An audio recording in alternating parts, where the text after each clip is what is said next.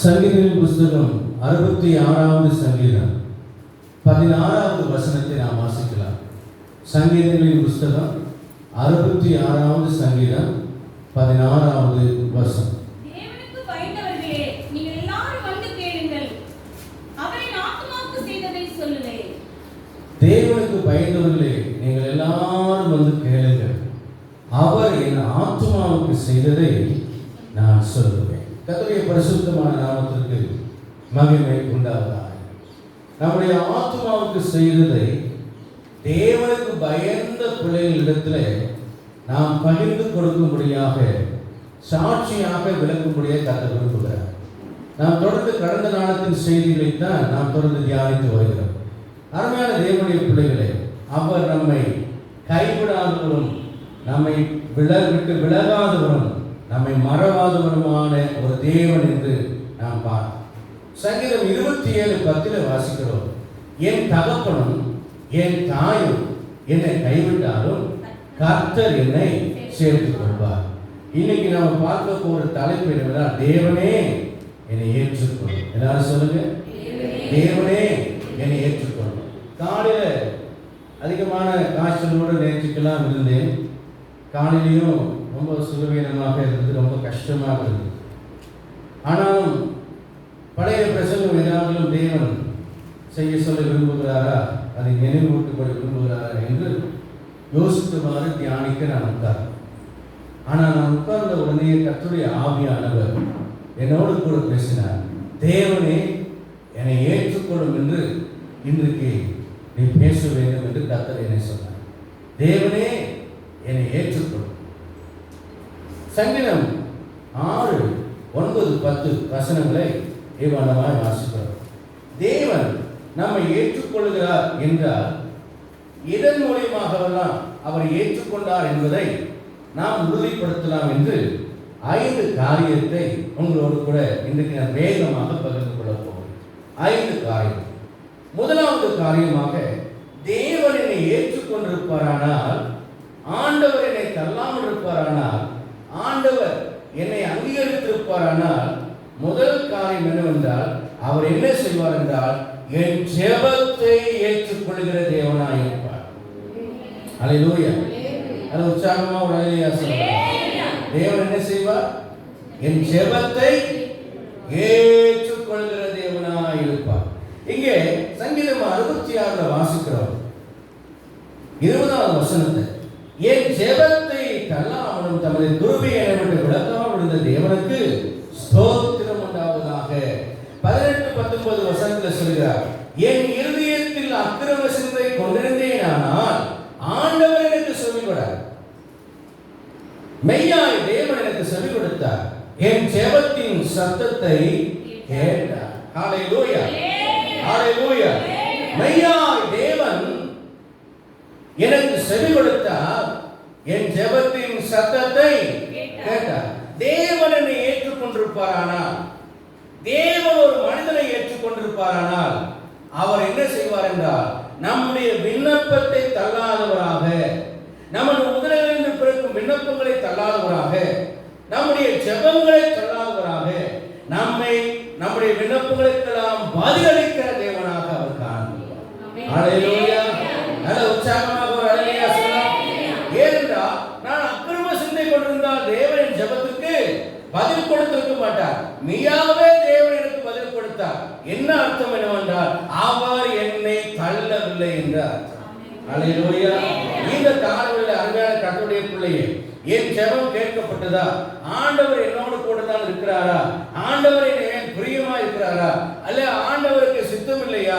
ஆண்டவரை புறக்கணித்து விட்டாரா என்று ஒருவேளை சில கடினமான சூழ்நிலை வழியை நடக்கும் போது, ஒரு கால தாமதங்கள் உங்களுடைய வாழ்க்கையில வரும்போது, நீங்கள் எதிர்பார்த்த காரியங்கள் உங்களுடைய வாழ்க்கையில் நடவாதிருக்கும் போது உங்களுக்கு சந்தேகங்கள் வரலாம். ஜெபத்தில் ஒரு காரியத்தை கவனிக்க வேண்டும். ஒரு 7 விதவையை குறித்து ஒரு உதாரணம் சொல்கிறார். அநீதியான நியாயாதிபதியிடத்திலே அவர் அடிக்கடியாக போய் அலட்டி கொண்டிருந்தால் நியாயம் செய்யும்படி, ஆனால் அவனுக்கு வெகுநாளாய் மனதில் இருந்தது. ஆனால் அடிக்கடி அலட்டுகிறது நிமித்தம் அவன் இவனுக்கு சீக்கிரம் நியாயம் செஞ்சு இந்த தொல்லையை ஒழித்து விட வேண்டும் என்று சொல்லி அவனுக்கு நியாயம் செய்தான். ஆண்டவர் சொல்கிறார், அதே போல இரவும் பகலும் தம்மை நோக்கி கூப்பிடுகிற பிள்ளைகளுடைய விஷயத்திலே ஆண்டவர் நீடிய பொறுமையுள்ளவராய் இருந்தாலும் சீக்கிரத்தில் பதில் செய்வார் என்று வேதம் சொல்கிறது. அல்லேலூயா. ஒருவேளை உங்கள் ஜெபங்களுக்கு காலதாமதம் ஏற்பட்டிருக்கலாம். சோர்ந்து போக வேண்டாம். கர்த்தர் தள்ளிவிட்டார் நினைக்க வேண்டாம். ஜெபத்தை கேட்கவில்லை என்று நினைக்க வேண்டாம். ஆனால் கர்த்தர் உங்களுடைய ஜெபத்தை கேட்கிறவர். அதற்கு அர்த்தம் என்னவென்றால் உங்கள் ஜெபத்தை அவர் ஏற்றுக்கொண்டது உண்டானால் ஆண்டவர் உங்களை ஏற்றுக்கொண்டிருக்கிறார், உங்களை தள்ளவில்லை என்று அர்த்தம். ஒரு அல்லேலூயா சொல்லலாமா? உற்சாகமா ஒரு அல்லேலூயா சொல்லலாமா? இன்னும் உற்சாகமா ஒரு அல்லேலூயா சொல்லலாமா? கர்த்தருடைய பரிசுத்தமான நாமத்திற்கு மகிமை உண்டாவதாக.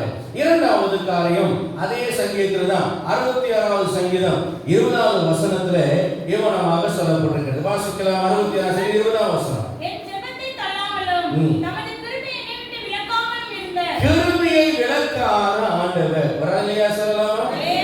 உற்சாகமா அல்லேலூயா சொல்லலாமா? ஆண்டவர் எதை விலக்காதவராம்?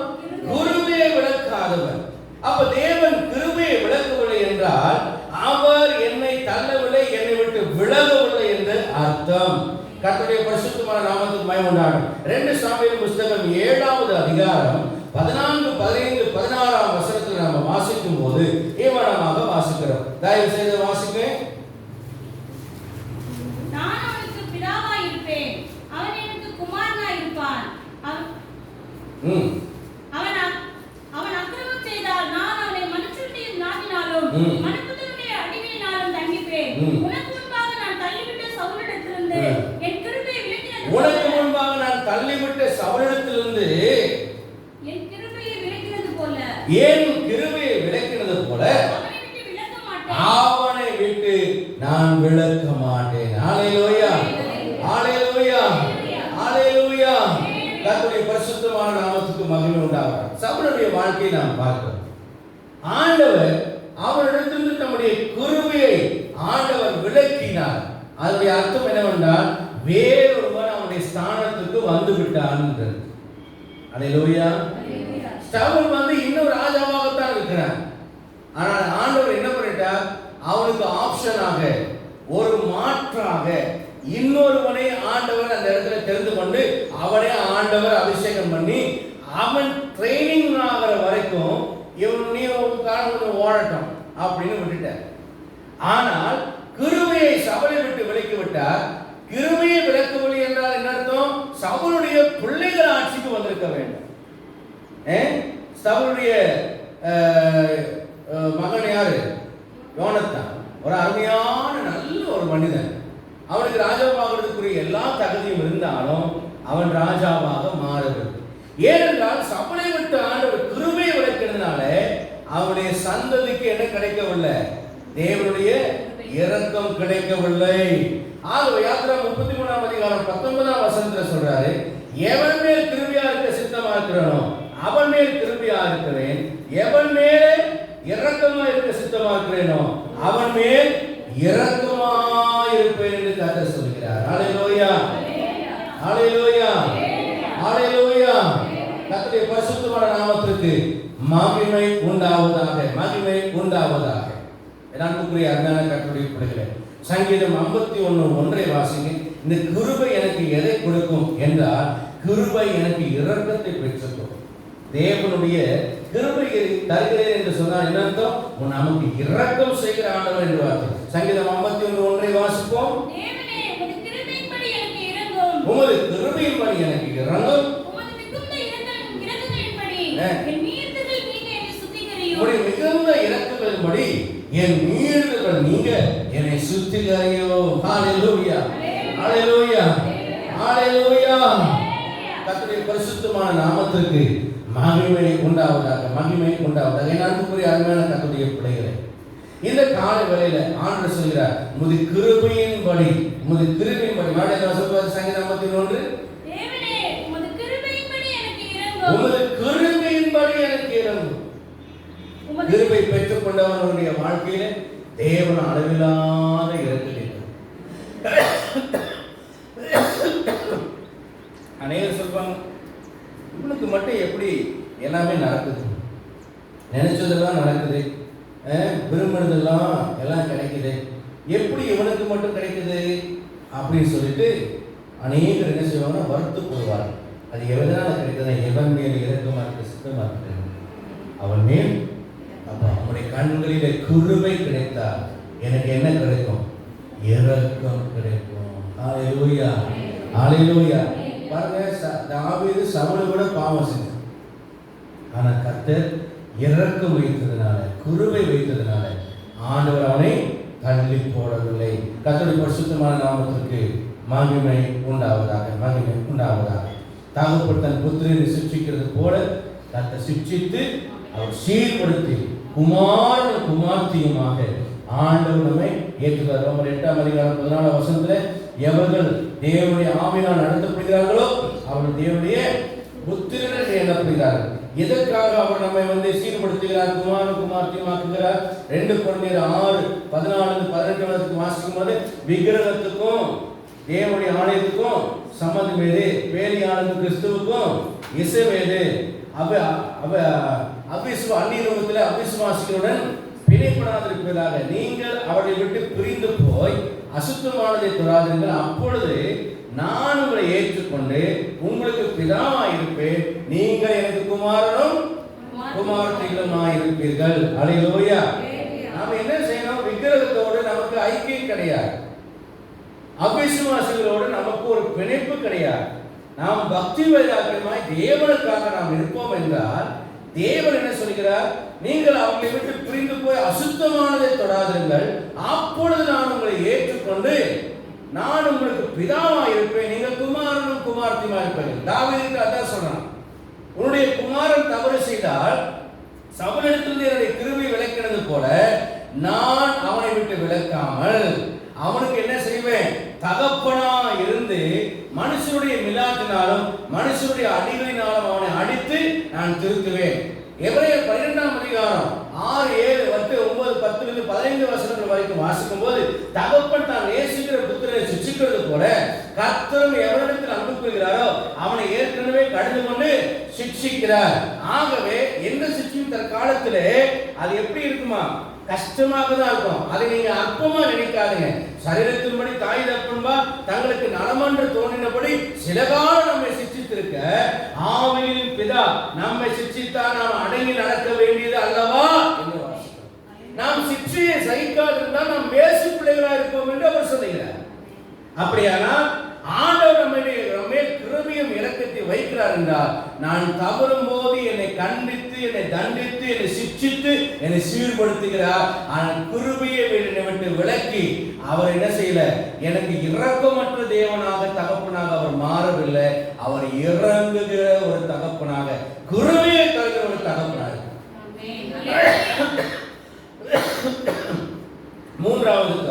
முதலாவது காரியம் என் ஜெபத்தை தள்ளாதவர், ஆகவே அவர் என்னை ஏற்றுக்கொண்டிருக்கிறார் என்று நான் அறிந்து கொள்கிறேன். தூக்கம் வருதா? உற்சாகம் அழகியா சொல்லுங்க. இரண்டாவது காரியம், கிருபையை நீக்காத தேவன், கிருபையை விலக்காத தேவன். என்னை தப்பு செய்தாலும் என்னை கண்டித்து என்னை தண்டித்து சீர்படுத்துகிறார். ஆகவே அவர் என்னை தள்ளவில்லை, அவர் என்னை ஏற்றுக்கொண்டிருக்கிறார் என்ற அர்த்தம். மூன்றாவது காரியம் சங்கீதம் 51:11 வாசிப்போம். சங்கீதம் 51:11.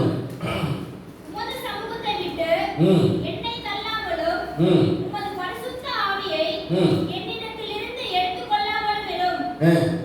உமது சமூகத்தை விட்டு என்னை தள்ளாமலும் உமது பரிசுத்த ஆவியை என்னை விட்டு எடுத்துக்கொள்ளாமலும் இரும். ரொம்ப முக்கியமான ஒரு காரியம். நிறைய பேர் ஆலயத்துக்கு வரலாம், ஆனா தேவனுடைய சமூகம் அவர்களோடு இருக்கார். தேவனுடைய சமூகம் என்றால் என்ன? தேவன் அவர்களோடு இருப்பதுதான் தேவனுடைய சமூகம். தேவனுடைய சமூகம் என்பது வேற ஒன்றும் அல்ல. தேவனுடைய சமூகம் என்பது தேவனே அவர்களோடு இருப்பது.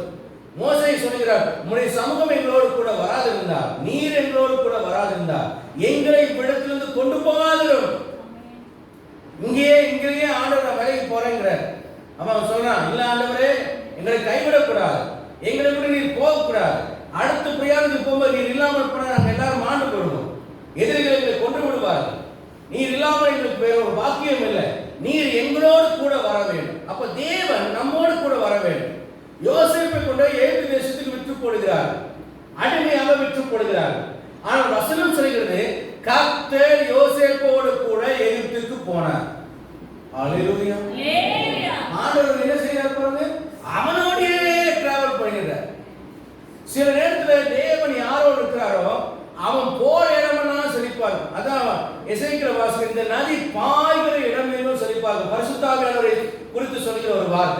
அதேதான் பரிசுத்தாவியை பெற்றுக்கொண்ட ஒரு தேவ மனிதனும் எங்கெல்லாம் போகிறானோ அங்கெல்லாம் செழிப்பா இருக்கும், அந்த இடம் சமாதானமா இருக்கும், அந்த இடம் சந்தோஷமா இருக்கும், அந்த இடம் விருத்தி அடையும், அந்த இடம் கலகல கலவல் இருக்கும். சிலர் சொல்லுவாங்க, இவன் வந்தாலே நல்லா இருக்கு, இந்த பொண்ணு வந்தாலே நல்லா இருக்கு, இவங்க இருந்தாலே நல்லா இருக்கு, இவங்க இருந்தாலே சந்தோஷமா இருக்கு, ஏன் போறீங்க என்று யாராவது உங்களை பார்த்து சொல்கிறார் என்றால் கர்த்தர் உங்களோடு கூட இருக்கிறார் என்று அர்த்தம். தேவனுடைய பரிசுத்த ஆவியானவர் உங்களோடு கூட இருக்கிறார் என்றால் உங்களுடைய சமூகத்தை விட்டு என்னை தள்ளாமலும் உங்களுடைய பரிசுத்த ஆவியை என்னை விட்டு எடுத்துக்கொள்ளாமல் வரும். பாருங்கள், ராஜாவாக சவுல் தொடர்ந்து இருந்து கொண்டிருக்கிறார்.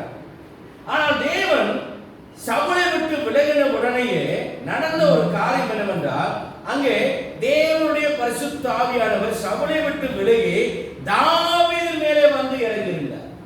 என்றைக்கு தாவீது அபிஷேகம் பண்ணப்பட்டாலும் அன்றைக்கு தாவீது மேலே வந்து இறங்கி விட்டார்.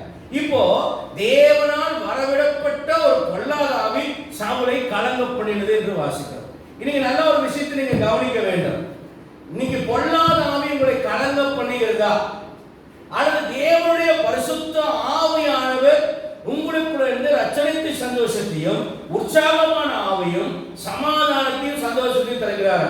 இந்த நிறைய நேரங்களில் சாகிறத பத்தி, தற்கொலை பண்ணிக்கிறத பத்தி, அவநம்பிக்கையாக, ஃபெயிலியராக, சோம்பேறித்தனமாக, குழப்பமாக, சண்டையாக, கோபமாக, ஆங்காரமாக. சவுளுடைய கேரக்டர் நீங்க தியானித்து பாருங்க. அவன் ரொம்ப பயந்தவனா இருந்தான், ரொம்ப குழம்பி போறவனா இருந்தான், தாழ்மாறா எதையும் செய்யறவனா இருந்தான், ஊழியக்காரன் வெயிட் பண்றான்னு சொன்னாலும் வெயிட் பண்ணாம பலி செலுத்துறவனா இருந்தான். ஏன்னு கேட்டா அவனுக்கு குழப்பமான ஆவி, அவனை அலக்களிக்கிற ஒரு ஆவி அவனுக்கு இருந்து அலக்கிறது. யாரை பார்த்தாலும் வெறுப்பையும் கசப்பையும் கோபத்தையும் கொலைவரையும், தன்னுடைய சொந்த மகனை பார்த்து கேவலமாக கெட்ட வார்த்தை இல்லாம அவன் திட்டுகிறதை பார்க்கிறோம். நல்லா கவனிச்சு விடுங்க. கெட்ட வார்த்தை நீங்க பேசுறீங்கன்னா உங்களை பொல்லாதாவிகளுக்குள்ள இருக்கிறது. அல்லேலூயா. உங்களுக்கு யாராவது கெட்ட வார்த்தை பேசுறீங்க, உங்களை கோபப்படுத்ததான் செய்வார்கள், உங்களுக்கு விரோதமான காரியங்களை செய்வார்கள். நீங்க கெட்ட வார்த்தையெல்லாம் பேசுறீங்க, கோபம் கொண்டு தாறுமாறா நீங்க எப்படி தெரியாது, கத்தி எடுத்து நான் துண்டு துண்டாக்கிடுவேன் இதெல்லாம் நீங்க சொல்றீங்கன்னா, சவுல் ஈட்டி எடுத்து தாவீது மேல வீசினாங்க, அதே காரியம் தான். அப்படின்னா ஒரு பொல்லாத ஆவி உங்களுக்குள்ள இருந்து கிரியை செய்கிறது இல்லை. ஆனா உண்மையான தேவனுடைய ஆவியை பெற்ற தாவீது ஒருவனுக்கு தீங்கு செய்ய முடியாத வாய்ப்பு கிடைத்தாலும், அவன் எதிரியா இருந்தாலும் தீங்கு செய்யாமல் அவனுக்கு நன்மை செய்தான். இதுதான் தேவாவியை பெற்ற மனுஷனுக்கும் தேவாவியை பெறாத மனுஷனுக்கும் இருக்கிற வித்தியாசம். அருமையான கர்த்தருடைய பிள்ளைகளே, உங்களுக்குள்ளே தேவாவியை பெற்றிருப்பீர்களா, நீங்கள் இரக்கமுள்ளவர்களாக இருப்பீர்கள், அன்புள்ளவர்களாக இருப்பீர்கள், சாந்தமுள்ளவர்களாக இருப்பீர்கள், அமைதி உள்ளவர்களாக இருப்பீர்கள், பொறுமையுள்ளவர்களாக இருப்பீர்கள். நீங்கள் மிகுந்த கனிகளை, ஆவிக்கேற்ற கனிகளை கொடுப்பீர்கள். கலாத்தியர் 5ஆம் அதிகாரத்தில் 27-28 வசனங்களை நாம் வாசிக்கிறது போல ஆவிக்குரிய கனியோ அன்பு, சந்தோஷம், சமாதானம், தயவு, நற்குணம், சாந்தம், விசுவாசம், இச்சையடக்கம் என்று சொல்லப்பட்டிருக்கிற அந்த கனிகளோடு கூட மாம்சத்தின் கிரிகளா இருக்கிற விபச்சாரம், வேசித்தனம், அசுத்தம், காமகாரம், வன்கண், தூஷணம், பொறாமை, மதிகேடு, பிரிவினை, கலகங்கள், இந்த மாதிரியான காரியங்களை எல்லாம் ஒதுக்கி தள்ளிவிட்டு யாக்கோபு சொல்கிறார், கலகமும் விரோதமும் எங்கே உண்டோ, கசப்பும் வைராக்கியமும் எங்கே உண்டோ அங்கே சகல விதமான துர்ச்செய்திகளும் உண்டு. அல்லேலூயா. பரிசுத்தாவை பெற்ற இடத்துல கலகம் இருக்காது, பரிசுத்தாவை பெற்ற இடத்துல சண்டை இருக்காது, பரிசுத்தாவியர் வாசம் பண்ணுகிற இடத்துல குழப்பம் இருக்காது, பரிசுத்தாவியர் தங்கி இருக்கிற இடத்துல எந்த விதமான மாம்சத்தின் கிரிகளுக்கும் இடம் இருக்காது, அங்கே பலவிதமான அசுத்த இச்சைகளுக்கு அங்கே இடம் இருக்காது. அருமையான கர்த்தருடைய பிள்ளைகளை, இன்றைக்கு பரிசுத்த ஆவியானவர் உங்களோடு கூட வாசம் பண்ணுகிறார் என்றால் நீங்கள் சவுலை போல, நீங்கள் தாவீதை போல குறுக்கு வழியை நாடாமல் கர்த்தர் உயர்த்துற வரைக்கும் சாந்தத்தோடு பொறுமையோடு காத்து அவருடைய குருவிக்குள்ளே வாழ்கிற மக்களாக நீங்கள் மாறுங்கள். அல்லேலூயா. யோசேப்போடு கர்த்தர் கூட இருந்தார், யாக்கோபோடு கர்த்தர் கூட இருந்தார், ஈசாக்கோடும் ஆபிரகாமோடும் கர்த்தர் கூட இருந்தார். பாருங்க, சிம்சன் கூட கர்த்தர் கூட இருந்தார். ஆனா ஞானபுஸ்தகம் 16ஆம் அதிகாரம் 19-20 வசனத்துல வாசிக்கிறோம், தைலாளின் மடியில படுத்து தலையை சிரைத்த உடனே கர்த்தர் தன்னை விட்டு விலகிறதை அறியாமல், வசனம் சொல்லுது, தன்னை விட்டு கர்த்தர் விலகிறதை அறியாமல் எப்போதும் ஒரு உதவி விட்டு போய்விடுவார். பரிசுத்த ஆவியானவர் அவனை விட்டு விலகி இருந்தார். ஆகவே அவன் எதிரிகளுடைய கையிலே மாட்டிக்கொண்டார். பரிசுத்த ஆவியானவர் நம்மோடு கூட இருந்தார். சத்துருக்களை மேற்கொள்ள செய்வாரே தவிர சத்துருக்களுக்கு நம்மை அடிமையாக தேவன் ஒப்புக்கொடுக்க மாட்டார். அல்லேலூயா சொல்லலாம். உற்சாகமாக ஒரு அல்லேலூயா சொல்லலாம்.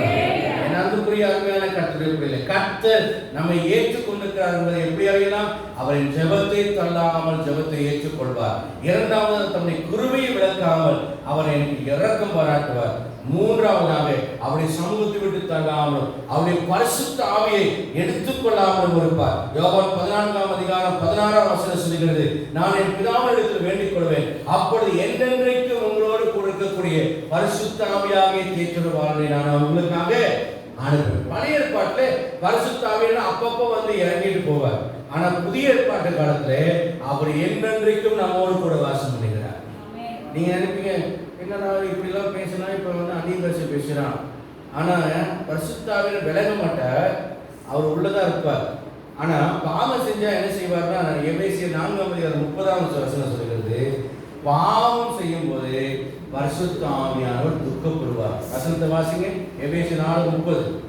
அன்றியும் நீங்கள் மீட்கப்படும் நாளுக்கென்று முத்திரையாக பெற்ற தேவனுடைய பரிசுத்த ஆவியை துக்கப்படுத்தாதீர்கள். நான் ஒரு மனிதன் பரிசுத்த ஆவியை பெற்றுக்கொண்ட ஒரு மனிதன் பாவ வழியில போகும்போது பரிசுத்த ஆவியானவர் அந்த மனிதனை குறித்து என்ன பண்ணுவாரா? துக்கப்படுவாரா? நீங்கள் பரிசுத்த ஆவியானவரை துக்கப்படுத்தாதற்கு கற்றுக்கொள்ள வேண்டும். கசப்பு, விரோதம், வைராக்கியம் இதெல்லாம் இருந்ததுன்னா பரிசுத்த ஆவியானவர் துக்கப்படுவார். சில நேரத்தில் நீங்க நல்லவங்களாக தான் இருப்பீங்க, நல்ல நன்மை செய்வீங்க, நிறைய உதவி செய்வீங்க. ஆனா உங்களுக்கு திடீர்னு ஒரு பொறாமை ஆவி வந்தோடனே உடனே இன்னொருத்தவங்களை கஷ்டப்படுத்துகிற மாதிரியான சில காரியங்களை செய்யும்படி பிசாசு உங்களை நடத்தப்போம். அன்பு தாழ்ச்சியுள்ளவர்களாக இருந்து எரிச்சலையும் புகைச்சலையும் ஒரு பொறாமை ஆவினாலே அவங்கள பார்த்து எரிச்சலோடு கூட சில விஷயங்களை நீங்க என்ன செய்யணும் கேட்டு அவங்களை கஷ்டப்படுத்துற மாதிரியான காரியங்களை செய்ய சாத்தான் உங்களை தூண்டுவார். ரோமர் 8 நீங்க நல்லா வாட்சி பார்த்தீங்கன்னா, மாம்ச சிந்தை மரணம், ஆவியின் சிந்தையோ ஜீவனும் சமாதானம். மாம்சம் நடத்தப்பட்டால் நீங்கள் சாவீர்கள், ஆவினால் நடத்தப்பட்டால் நீங்கள் பிழைப்பீர்கள். மாம்சத்துக்கு விரோதமாக ஆவியும், ஆவிக்கு விரோதமாக மாம்சமும் இச்சைக்கிறது. இவைகள் ஒன்றுக்கு ஒன்று எதிரடியா இருக்கிறது. ஆகவே நாம் என்ன செய்யணும்? ஆவிக்கு கீழ்ப்படுத்திருக்க வேண்டும், மாம்சத்துக்கு எதிர்த்து நிற்க வேண்டும். அப்பொழுதுதான் நாம் தேவனுடைய பிள்ளைகளாய் வாழ முடியும். பரிசுத்த ஆவியானவருடைய நதியிலே நாம் கொண்டு செல்லப்பட முடியும். அல்லேலூயா. அப்பப்போ நமக்கு பொல்லாத ஒரு இருதயம், பொல்லாத காரியம், நினைவு, எரிச்சல், பொறாமை, என்ன இவங்களுக்குலாம் இப்படி ஒரு வாய்ப்பா, இவங்களுக்கு இப்படி ஒரு காரியமா, இவங்களுக்கு இப்படி ஒரு ஆசீர்வாதமா.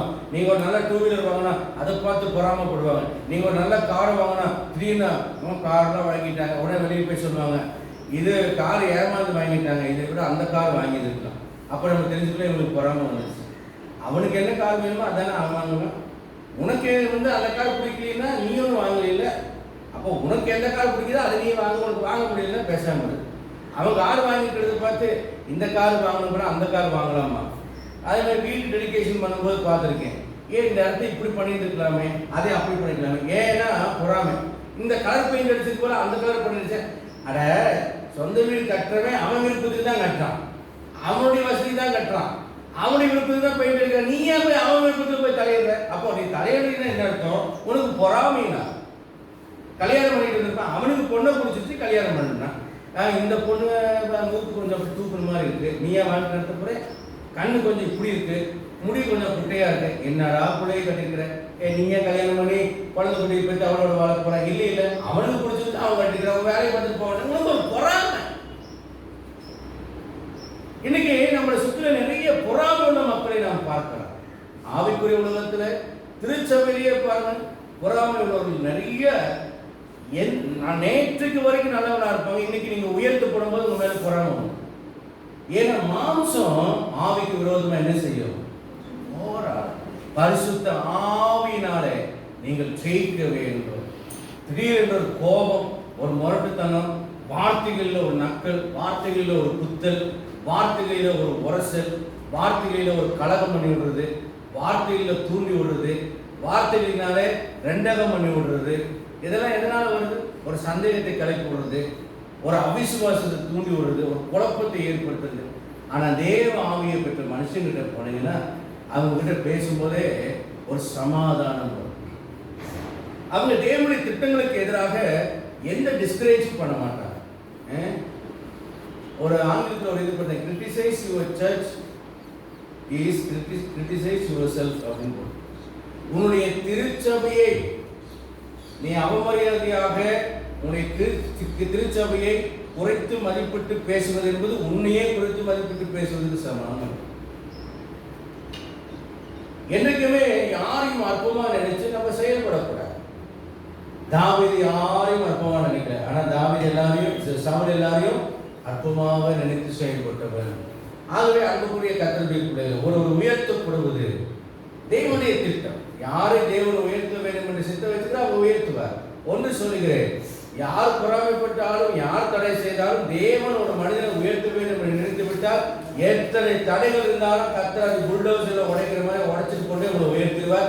எவனும் உங்களுடைய உயர்வு தடை செய்ய முடியாது. இந்த ஊழியத்தில் நான் சந்தித்த தடைகள் ஏராளமான தடைகள், மனித தடைகளிலிருந்து அதிகார தடைகள் வரைக்கும் நிறைய தடைகளை நான் சந்தித்தேன். ஆனால் ஒன்றும் நிற்கவில்லை. அவருடைய திட்டம், அவருடைய சித்தம் என்னை உயர்த்த வேண்டும் என்று அவர் நோக்கம் இருக்குமானால் எவனும் குறுக்க வந்தாலும் அதை அடித்து கலப்பிட்டு போயிட்டே இருப்பார். ஆண்டவர் தேவன் உயர்த்த சித்தம் வைத்திருப்பார். ஆனால் ஒருவனும் அதை தடை செய்ய முடியாது. ஆகவே அன்புக்குரிய அருமையான கர்த்தருடைய பிள்ளைகளே, உங்களுடைய உயர்வை குறித்து யார் என்ன டிஸ்கரேஜ் பண்ணாலும் அதை பற்றி சோர்ந்து போகாதீங்க, கவலைப்படாதீங்க. இன்னைக்கு நீங்க அற்பமா நினைக்கலாம். இன்றைக்கு அற்பமாக ஆடு மேய்த்த தாவீது தான் நாளை அவன் யூதாவுக்கு ராஜா ஆனான். யூதாவுக்கு ராஜா இருந்த அவன் தான் சமஸ்த இஸ்ரவேலுக்கும் ராஜாவாக மாறினான். தேவன் ஒருவனை புழுதியிலிருந்து தூக்கி வைக்கிறார், சிறுமையான குப்பிலிருந்து உயர்த்துகிறார். ராமு மண்டல் சொல்லிட்டு பங்களாதேஷ், நம்ம வெஸ்ட் பெங்கால்ல இருந்து ரயில்வே ஸ்டேஷன்ல பிச்சை எடுத்துக்கொண்டு ட்ரெயின்ல பாடிக்கொண்டு ஒரு பெண் யூடியூப்ல நான் பார்த்தேன். அந்த அம்மா பார்த்தாலே தெரியுது நல்ல பிச்சைக்காரி, தோற்றமே பிச்சைக்காரி. ஆனா அந்த அம்மா லதா மங்கேஷ்கர் மாதிரி பாடுறதை பார்த்தோன்னே அந்த அம்மாவுடைய இதெல்லாம் எடுத்து எல்லாரும் என்ன பண்ணியிருக்காங்க, யாரோ ஒருத்தர் யூடியூப்ல போட்டு அது வைரலாக பரவ ஒரு மியூசிக் டைரக்டருக்கு போக அவர் டிவி சேனலுக்கு போய் அவங்க பேட்டி எடுக்க அந்த பாடல் ஒளிபரப்ப மியூசிக் டைரக்டருக்கு போயிருக்கு. அவர் மியூசிக் டைரக்டர் அவங்கள வர வச்சு கச்சேரியெல்லாம் பாட வைக்க ரொம்ப அருமையான குரலாக இருக்குது. அவங்க நல்லா சுத்தம் பண்ணி குளிப்பாட்டி முடியெல்லாம் வெட்டி பியூட்டிஷியன்லாம் கூட்டு போய் அவங்களை சரி பண்ணி ஒரு போட்டியில் கொண்டு வந்து சினிமா நடிகர்கள் சிலர் சேர்ந்து அந்த பாட்டை கேட்க சொன்னபோது அவங்க கேட்டபோது அவங்களுக்கு உண்மையாக உதவி செய்யணும் அப்படின்னு சொல்லி ஒரு தீர்மானம் எடுத்து அவங்க நேராக வர சொன்னாங்க. நேராக அவங்க பாடுறதை கேட்டவுடனே ஒரு நடிகர் ₹1 கோடி அப்பார்ட்மெண்ட்டு கொடுத்துட்டான். அது உனக்கே சொன்ன மாதிரி இது நீ பிளாட்ஃபார்மில் தங்காதச்சு. இன்றைக்கு பார்த்தீங்கன்னா நம்மளோட பாட்டு பாடுறதுக்கான கால்ஷீட்டுக்கு அநேக மியூசிக் டைரக்டர் வெயிட் பண்ணுறாங்க. அவ்வளோ ஒரு அற்புதமான குரல். அந்த அம்மாவுக்கு கிட்டத்தட்ட 60 வயசுக்கு மேலே ஆச்சு. அந்த அம்மா எதிர்பார்த்துருக்குமா, என் வாழ்க்கையில் 60 வயசு வரைக்கும் இதுக்கப்புறம் எனக்கு ஒரு உயர்வு வரணும், ஒரு பிச்சைக்காரி எதிர்பார்த்துருப்பாங்க. இன்னைக்கு பிச்சைக்காரி என்னவோ மாறிட்டாங்க, கோடீஸ்வரியா மாறிட்டாங்க. நம்முடைய வாழ்க்கையில் நாம யாரையுமே அற்பமா நினைக்க கூடாது. நேற்றுக்கு பிச்சைக்காரன் நாளையே கோடீஸ்வரரா கர்த்தர் மாற்ற வல்லவரா இருக்கிறார். எந்த அளவுக்கு நீங்க மற்றவர்களால் பரியாசம் பண்ணப்படுகிறீர்களோ, அற்பமா எண்ணப்படுகிறோ, அந்த அளவுக்கு தேவன் உங்களை உயர்த்த வல்லவர். அல்லேலூயா. ஸ்கூல் வாத்தியார் ஏதோ ஒருத்தர் என்ன பண்ணாரா, மாணவர்களை பார்த்து ஒரு கேள்வி கேட்டார். நமக்கு எத்தனை கிட்னி இருக்கு அப்படின்னு கேட்டார். எல்லாரும் 2 கிட்னி சொன்னான். ஒரு பையன் மட்டும் எந்திரிச்சு சொன்னான், சார் 4 கிட்னிங்களா? வாத்தியாருக்கு செமஸ்டரே எந்திரி எத்தனை கிட்னி? 4 கிட்னி. உடனே அவர் என்ன சொன்னாரு, இந்த முட்டாளை பார்த்தியா, இந்த 60 முட்டாளை பார்த்தியா, 4 கிட்னியாமா அப்படின்னு பயங்கரமா சிரிச்சார். கிளாஸ் இருக்கிற எல்லா பசங்களும் சிரிச்சாங்க. அப்ப இவர் சொன்னாரா, டேய் இன்னொரு பையனை கூப்பிட்டு, டேய் கொஞ்சம் வைக்கோலும் புல்லும் வாங்கிட்டு வாடா அப்படின்னு சொல்லி சொன்னார். இந்த பையன் எதிர்த்து சொன்னானா, அப்படியே எனக்கு இந்த அறிவுகட்ட கழுதிக்கு புல்லு வாங்கிட்டு வாடான்னு ஒரு பையன் சொன்னார். இந்த அறிவுகட்ட கழுதிக்கு ஒரு புல்லு வாங்கிட்டு வான்னு சொன்னார். இந்த பையன் எதிர்த்து சொன்னானா, அப்படியே அறிவுள்ள எனக்கு ஒரு கப் காப்பி வாங்கிட்டு வாடான்னு சொன்னான். வாத்தியாருக்கு செம கோபம் வந்துருச்சு. என்னடா அப்போ கழுதை என்ன கழுதுங்கிற, நீ அறிவாளிங்கிறியா? 4 கிட்னி இருக்கிற அப்புறம் அறிவாளிங்க ஆவ அப்படின்னு சொன்னார். சார் நீங்க கேட்ட கேள்வி கொஞ்சம் ஞாபகப்படுத்தி பாருங்க. அவர் சொன்னார், என்னடா நான் கேள்வி கேட்டேன், நமக்கு எத்தனை கிட்னி தானே கேட்டீங்க, உங்களுக்கு 2 எனக்கு 2 4 நான் கரெக்டாக தான் சொன்னேன் அப்படின்னு சொல்லிட்டு, சார் நான் காப்பி குடிச்சிட்டு வரேன், புல்லு வரும், நீங்க சாப்பிட்டு கொஞ்சம் ரெடியா இருங்க, அப்புறம் வரேன்னு சொல்லிட்டு ஓடிட்டாங்க. நாம தான் அறிவாளின்னு சொல்லிட்டு நம்ம எல்லாத்தையும் மட்டம் தட்டக்கூடாது. அநேக நேரங்களில் நம்ம என்ன நினைக்கிறோம், அறிவில்லாதவன் எப்போதும் அறிவில்லாதவன் நினைக்கிறோம். ஏழை எப்போதும் ஏழையா இருப்பான்னு நினைக்கிறோம். திறமையில்லாதவன் எப்போதும் திறமையில்லாதவனா இருக்க நினைக்கிறோம். ஆனால் 1 Corinthians 1:27-28 வரைக்கும் இருக்கிற வேத பாகத்தை நீங்கள் படித்து பாருங்க. ஞானிகளை வெட்கப்படுத்த தேவன் பேதைகளை தெரிந்து கொண்டார்.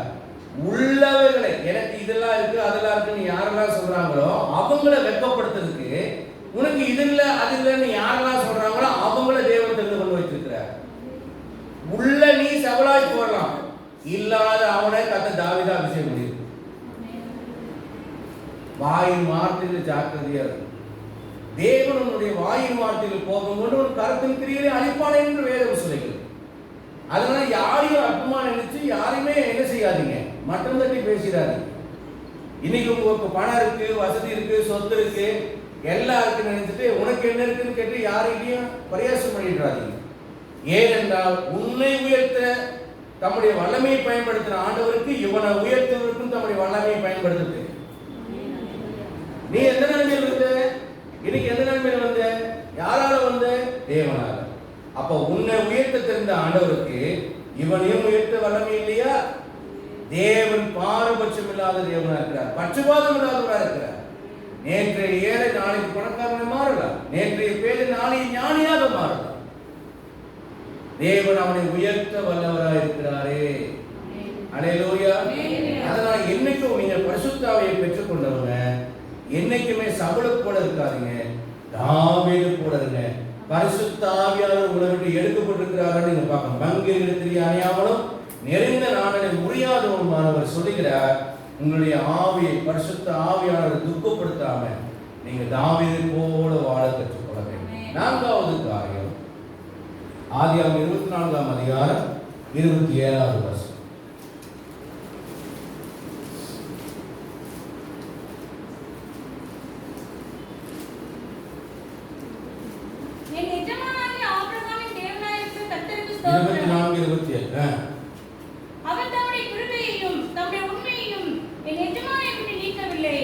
அவர் தமது கிருபையையும் தமது உண்மையையும் என் எஜமானை விட்டு விலக்கவில்லை. கிருபை விலகிறதில் அதை நம்ம பார்க்கலாம். இப்ப இன்னொன்னு சொல்றாரு, உண்மையை அவர் விலக்கவில்லை. யாருடைய உண்மையை? தேவன் தம்முடைய உண்மையை ஆபிரகாமை விட்டு விலக்கவில்லை. அந்த உண்மை என்ன? 24:12 வாசிங்க. என் எஜமானாகிய ஆபிரகாமுக்கு தேவனாய் இருக்கிற கர்த்தாவே, இன்றைக்கு நீர் எனக்கு காரியம் சித்தி பண்ணி என் எஜமானே சித்தி பண்ணி இல்ல, சித்திக்க பண்ணி. அப்படிதானே போட்டுருக்கு. சித்தி பண்ணி இருக்கா, சித்திக்க பண்ணி இருக்கா. வசனத்தை நிறைய படிச்சு மனசுல வச்சுக்கணும். தப்பா வாசிச்சாங்கன்னா டக்குன்னு கண்டுபிடிக்கிற அளவுக்கு கம்ப்யூட்டர் மாதிரி வசனம் மனசுக்குள்ள இருக்கும். வசனத்தை தப்பா படிக்கக்கூடாது. ஒரு எழுத்தாகவே பாஸ்ட் வரும். எழுத்தாகலும் எழுத்தின் உறுப்பாகலும் மாமாய் போவதை பார்க்கலாம், வானம் பூமி ஒழிந்து போவது நாள். ஆகவே வசனத்தில் ஒரு எழுத்தாகலும் எழுத்தின் உறுப்பாகலும் மாமாய் போகக்கூடாது. வாசி. இன்றைக்கு நீர் எனக்கு காரியம் சித்திக்க பண்ணி என் எஜமானாகிய ஆபிரகாமுக்கு தயவு செய்தருளும். காரியத்தை சித்திக்க பண்ணி எஜமானாகிய ஆபிரகாமுக்கு தயவு செய்யும். இதோ நான் இந்த தண்ணீர் இப்போ ஒரு பர்பஸோட எலியேசரை ஒரு நம்பிக்கையோட அனுப்புறார். என் மகனுக்கு என் சொந்தத்திலிருந்து பொண்ணை கூட்டிட்டு வா. அப்ப சொல்ல, பொண்ணு வரலைன்னா என்ன செய்ய? இல்ல, என்னோட கூட வாக்குத்தத்தம் பண்ணி எனக்கு உடன்படிக்கை பண்ணின தேவனாகிய கர்த்தர் உனக்கு பொண்ணை கண்டிப்பா கொடுப்பார். அந்த வசனத்தை வாசிங்க. எலியாசர் கிட்ட ஆபிரகாம் பேசு. வசனத்தை அடிக்கடி படிச்சிருந்தா தானே படக்கணும்னு சொல்ல முடியும். வசனத்தையே படிக்கிறது இல்லை. விசுவாசி என்னை தகப்பனுடைய வீட்டிலும் என் இனத்தார் இருக்கிற தேசத்திலிருந்து அழைத்து வந்தவரும் உன் சந்ததிக்கு இந்த தேசத்தை தருவேன் என்று சொல்லி எனக்கு ஆணையிட்டவருமான வானத்துக்கு தேவனாகிய 40வது வசனத்துல நான் சொல்றேன், நான் வழிபடும் கர்த்தர் உன்னோடு தம்முடைய தூதனை அனுப்பி உன் பிரயாணத்தை வாய்ப்பு பண்ணுவார். என் இனத்தாரிடத்திலும் என் தகப்பன் வீட்டிலும் நீ என் குமாரனுக்கு பெண் கொள்வாய். அல்லேலூயா. அல்லேலூயா சொல்லுங்க. என்ன சொல்றாரு? நான் வழிபடும் கர்த்தர் உன்னோடு தம்முடைய தூதனை அனுப்பி உன் பிரயாணத்தை வாய்ப்பு பண்ணுவார். என் இனத்தாரிடத்திலும் தகப்பன் வீட்டிலும் நீ என் குமாரனுக்கு பெண் கொள்வாய். அப்படின்னா என்ன?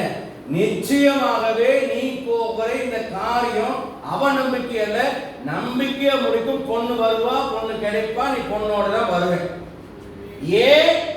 எனக்கு ஆணையிட்டு கொடுத்த தேவன் அவர் தம்முடைய வார்த்தையிலே, தம்முடைய ஆணையிலே, தம்முடைய உடன்படிக்கையிலே அவர் உண்மையுள்ள தேவனாக இருக்கிறார். ஆமென்.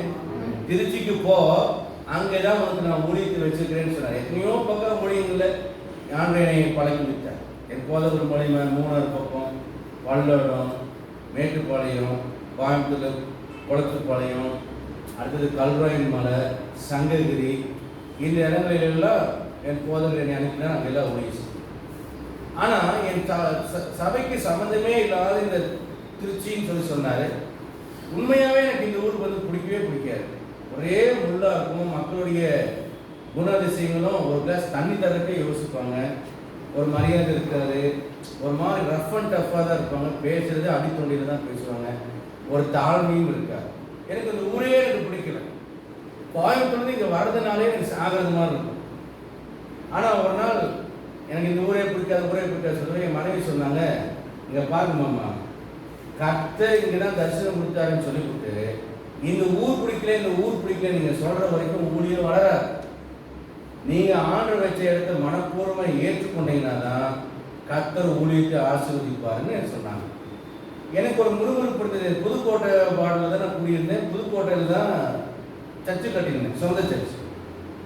அப்போ நான் யோசித்தேன், சொந்த சர்ச்சே புதுக்கோட்டை ஏரியாவில் கட்டிச்சு. அட்ரஸே புதுக்கோட்டை, பின்கோடும் புதுக்கோட்டை. எப்படி திருச்சின்னு ஆண்டவர் சொல்கிறார். அப்போ இது ஏதோ மாம்சத்தில் வழிநடத்தப்பட்டமோ, இது சரியில்லையோ, வெகு குழப்பம் இருந்தது. ஆனால் ஆண்டவர் பாருங்க, நான் குடிக்கிற வீட்டில் ஒரு குழப்பத்தை அனுப்பி அங்கே உபத்திரப்படுத்துகிற சிலரை வச்சு அங்கேருந்து என்னை விரட்டினார். சாகர வரைக்கும் அந்த நிஜாம்கால தான் குடியிருப்பேன்னு சொன்னேன். என்ன அங்கேருந்து கிளப்பி இங்கே கொண்டு வந்தேன். இப்போது அட்ரஸ் திருச்சி மாறிடுச்சு. அதுக்கப்புறம் இந்த பக்கம் ரோட்டில் போகும்போது ஒரு நாள் சொன்னார், இந்த இடத்துல இடம் வாங்கி சர்ச்சு இங்கே தான் இங்கே கட்ட போகிறேன். நான் சொன்னேன், ஏற்கனவே சொந்த சர்ச்சு அவ்வளோ பெருசு இருக்குது, இடம் அவ்வளோ பெருசு இருக்குது, இங்கே எதுக்கு சர்ச்சு கட்டணும் அப்படின்னு கேட்டேன். இல்லை, இங்கே தான் நான் உங்களுக்கு சொன்ன ஊழியம் இருக்குது, நீங்கள் தான் கட்டணும் அப்படின்னு சொல்லி சொன்னார். அப்போ சரின்னு இடம் வாங்கலான்னு சும்மா புரோக்கர்கிட்ட சொன்னேன். அவன் அந்த வாரத்திலேயே இடம் இருக்கு சார் வாங்கலான்னு. உடனே நான் என்ன பண்ணுறதுன்னு தெரியாமல் யோசிக்கும் போது ஒரு விசுவாசி அந்த வாரத்தில் நாளைக்கு புரோக்கர்கிட்ட காசு கொடுக்கணும், பேசணும், இன்னைக்கு அந்த அம்மா உங்கள் வீட்டுக்கு வரேன்னு சொல்லி சொன்னாங்க. வந்தவங்க தசமம் பாகம் 50,000 ரூபாய் தசமம் பாகம் எனக்கு கருத்தில் இருக்கு.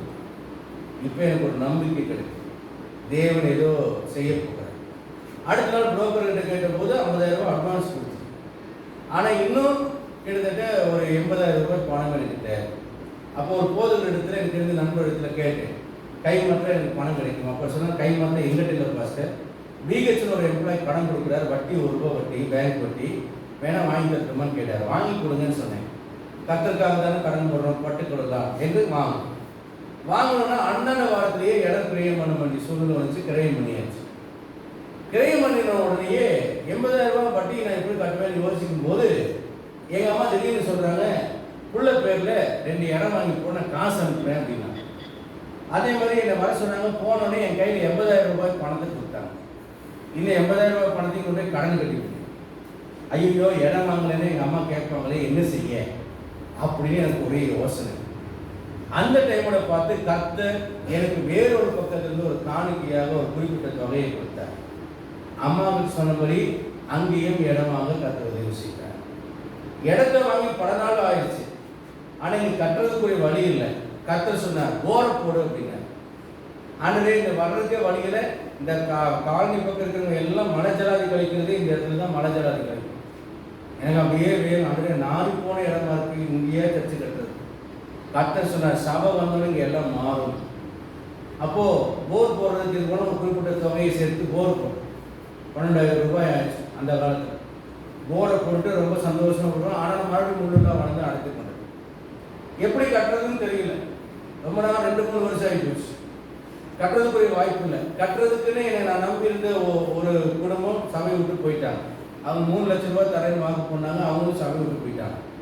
ஆனால் நான் எப்படி கட்ட போகிறேன் அப்படின்னு இருக்கும்போது கர்த்தர் ஒன்றுமே பேசலை, சைலண்டாக இருக்கார். திடீர்னு ஒரு நாள் நான் ரொம்ப துயரமாக ஜெபம் பண்ணிட்டு இருந்தபோது என் மனைவி எங்கிட்ட வந்து சொல்கிறாங்க, கர்த்தர் எங்கள் அம்மா எனக்கு வாங்கி கொடுத்த இடத்த காணிக்கையாக கொடுக்க சொல்கிறாரு. நான் சொன்னேன், காணிக்கை வாங்கி புடிச்சிருந்தானே எப்போ வேணால் ரிட்டர்ன் பண்ணிக்கலாம்னு நினைக்காது. ஜெபம் பண்ணிட்டுனா அதோட சுவாகா முடிஞ்சு போச்சு, மங்களம் அப்படின்னு வாங்கி காணிக்கை போட்ட மாதிரி தான். என்ன நினைச்சாலும் நீ மாற்ற முடியாது. கொண்டாடி புள்ள குடி சொத்து பத்து விட எனக்கு எதுதான் முக்கியம்? ஊழி தான் முக்கியம். பார்த்து போட்டு நான் திமிங்கிற மாட்டேன், முழுங்குனா முழுங்கிடுவேன், அவ்வளோதான். திரும்ப எடுக்க முடியாதுன்னு சொன்னேன். என் மனைவி கொடுத்துட்டாங்க. கொடுத்துட்டு அதை விற்க சொல்லிட்டேன். ஒரு வருஷமாக பாட்டியை தேட மூளை குத்துன்னு எவனும் வாங்கலை.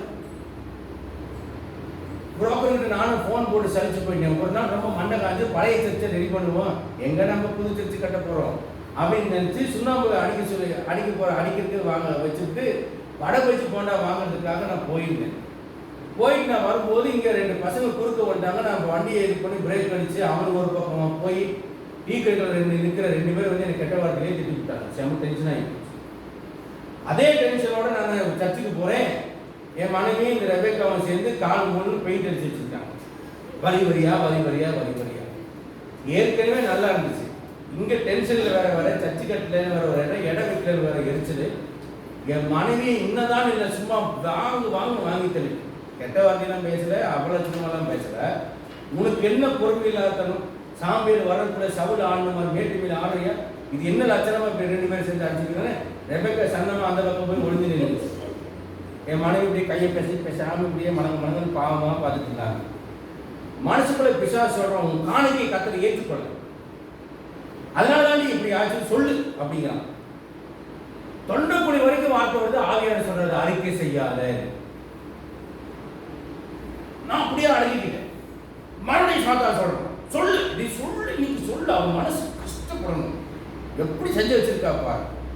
நான் திட்டினாலும் ஆவியார் சொல்றது அறிக்கை செய்யல, சர்ச்சில் இருந்து இது அறிக்கை செய்யாதங்கிற கஷ்டப்பட்டு அடக்கி கொண்டேன்.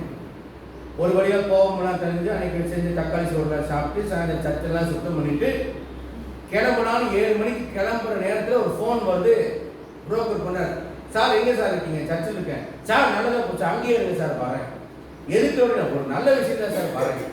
எனக்கு நல்ல விஷயம் இப்படி தான் ஒவ்வொருத்தையும் கொண்டு வரேன், உங்களுக்கு போகிறேன், எனக்கு நல்ல விஷயம் அப்படின்னு உட்காரேன்.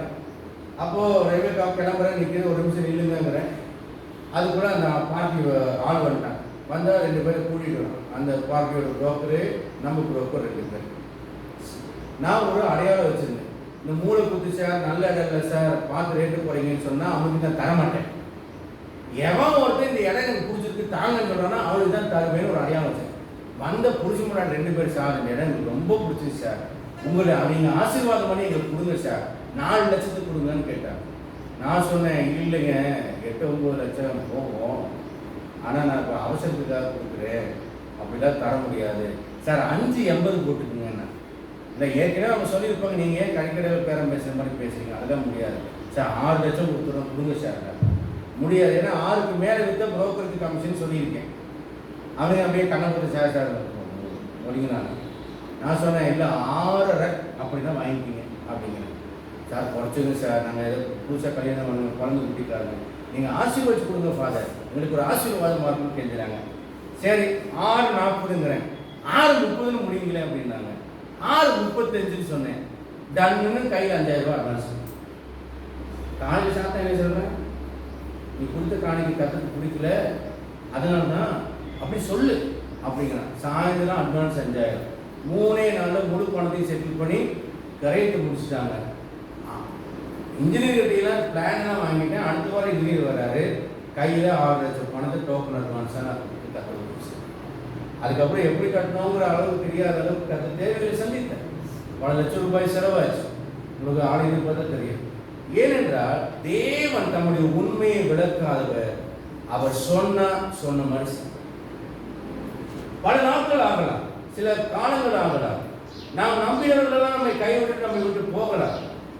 இது எப்படி நடக்கும், மரியாதை கூட இது எப்படி ஆகும் என்று நினைக்கிற அளவுக்கு நம்முடைய வாழ்க்கை எதிர்காலம் எல்லாம் தடுமாற்றமாக இருக்கிறது போல சொல்லலாம். ஆனால் நமக்கு வாக்களித்த ஒரு எபிரேயர் 10:23 சொல்கிறது, வாக்களித்த ஒரு உண்மையுள்ளவராக இருக்கிறாரே. வாசிக்க அந்த வசனத்தை, எபிரேயர் 10:23. அல்லாமலும் நம்முடைய நம்பிக்கையை அறிக்கையிடுவதில் அசைவில்லாமல் உறுதியாய் இருக்க கடவும் வாக்குத்தத்தம் பண்ணினவர் உண்மையுள்ளவராய் இருக்கிறாரே. நம்முடைய நம்பிக்கையை அறிக்கையிடுவதிலே அசைவில்லாமல் உறுதியுள்ளவராய் இருப்போம். அவநம்பிக்கையை அறிக்கை செய்யாத. ஆண்டவருக்கு வாக்குத்தத்தம் கொடுத்தது அவநம்பிக்கையா சொல்லாத. அதை உண்மையா அறிக்கை செஞ்சு உண்மையுள்ள ஒரு ஆளா இரு. ஏனென்றால் அவர் வாக்கு பண்ணினவர் உண்மையுள்ளவரா இருக்கிறார்.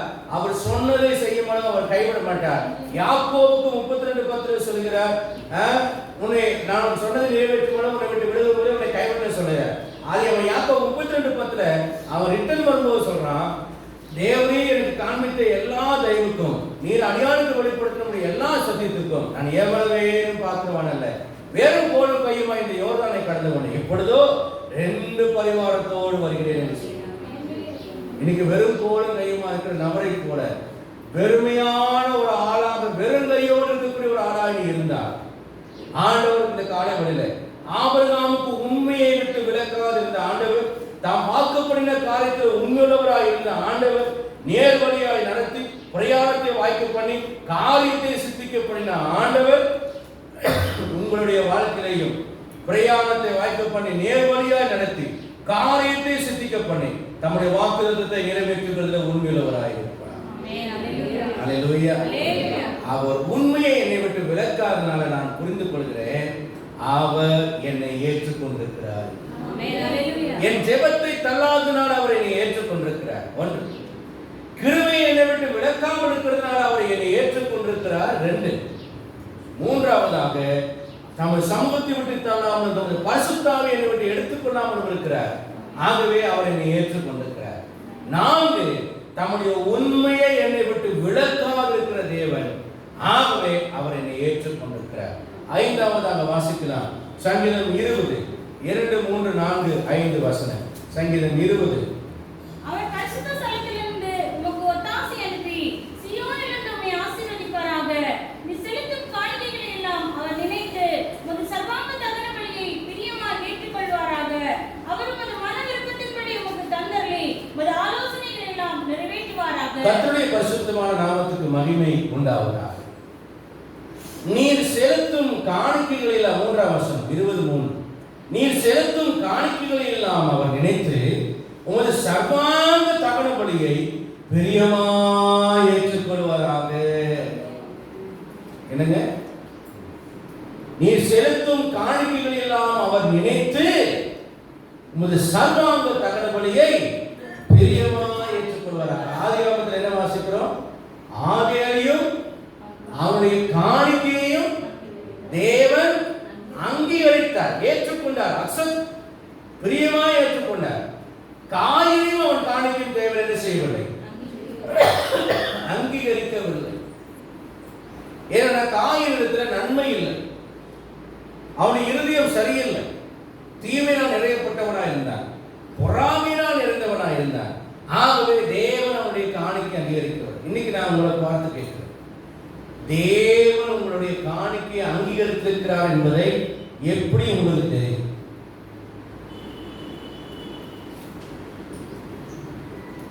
உங்க காணிக்கை அங்கீகரித்திருக்கிறார் நீங்க எப்படி கண்டுபிடிப்பீங்க? உங்க காணிக்கையை ஆண்டு ஏற்றுக்கொண்டாருன்னு உங்களுக்கு எப்படி தெரியும்? ஒன்று சொல்லட்டா, காணிக்கை கொடுக்கும் போதே கட்டாயத்துக்காக கடமைக்காக கொடுக்காம உற்சாகத்தோடு கொடுக்க ஒரு ஆவி இறங்கும். உற்சாகமான ஆவி என்னை ரட்சகத்தின் சந்தோஷத்தை திரும்ப எனக்கு தந்து உற்சாகமான ஆவி என்னை. அப்ப ஆண்டவர் என்ன செய்கிறாரு? கொரிந்தியர்ல என்ன சொல்றாரு? உற்சாகமாய் கொடுக்கிற இடத்தில் கர்த்தர். அப்போ என் காணிக்கையை தேவன் அங்கீகரிக்கிறார் என்றால் காணிக்கை தசமபாகம் கொடுக்க எனக்கு உற்சாகம் இருக்கும்.